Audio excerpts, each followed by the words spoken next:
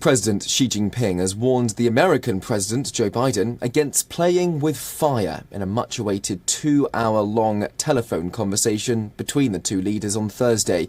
She said the United States should abide by the One China principle and asserted how China firmly opposes Taiwan's independence, as well as interference, as he calls it, by external forces. The White House says Mr. Biden told Xi that the US policy on Taiwan has not changed. They exchange views on Russia's war in Ukraine and the global impacts it is having. And then on Taiwan, President Biden underscored that the United States policy has not changed and that the United States strongly opposes unilateral efforts to change the status quo or undermine peace and stability across the Taiwan Strait. President Biden also raised the need to resolve the cases of American citizens who are wrongly detained or subject to exit bans in China, as well as long-standing concerns about human rights. The call comes at a time of heightened tensions between the two superpowers over human rights, global health and economic competition. In recent weeks, Beijing has also issued escalating warnings over House Speaker Nancy Pelosi's potential visit to Taiwan. China says it would view such a trip as a provocation. Mr. Biden earlier expressed his own concerns over Pelosi's Taiwan visit, admitting US military officials believe it would not be a good idea for Pelosi to take the trip to the island right now. The president's also touched on a raft of other issues, including China's alleged genocide and forced labour practices, and they discussed a possible face-to-face meeting during the call too. Our correspondent Susan Tarani joins us live from New York City for the very latest. Susan, Beijing claims that Pelosi's trip to the self-governing democracy of Taiwan would warrant a severe response, with Xi Jinping stating that those who play with fire will perish by it. Will that message ultimately be heeded by the House Speaker and the US administration?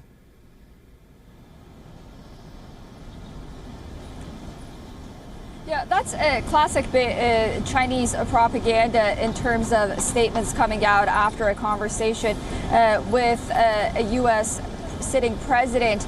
Many here in the United States now believe that while Nancy Pelosi has not officially declared that she is going to visit Taiwan in earnest, although she would be the first House Speaker to visit Taipei in 25 years, it would put the United States at a diplomatic disadvantage if she backs down now, because it would appear, because everything is playing out so publicly, it would appear that Xi Jinping is calling the shots on American foreign policy.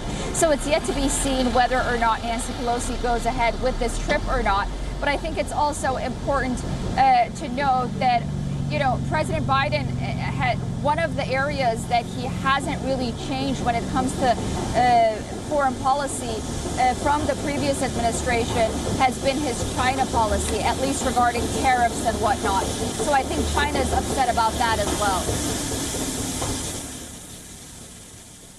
Well, you mentioned tariffs. Interestingly, in the White House's short 5-sentence readout of the phone conversation, there was no mention of tariffs, but that does, I presume, remain a point of contention still.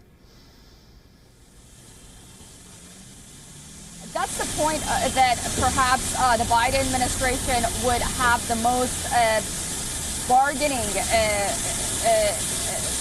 advantage with China when it comes to other issues, notably regarding human rights and the sovereignty of the South China Sea and Taiwan as well.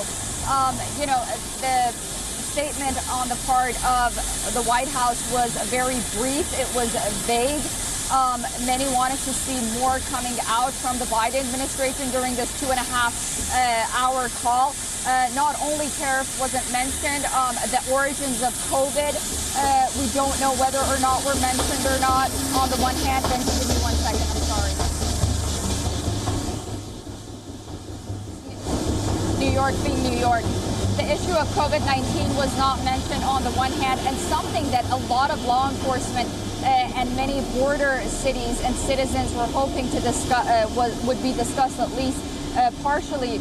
And you know, talked about, at least from the White House's perspective, was the overflow of the synthetic drug fentanyl coming from the southern border, which we know for a fact that the precursors are coming in from China and killing more Americans than ever before. Susan, thank you for joining us from a busy and bustling New York City. Let's turn our attention to events here in Washington, D.C., where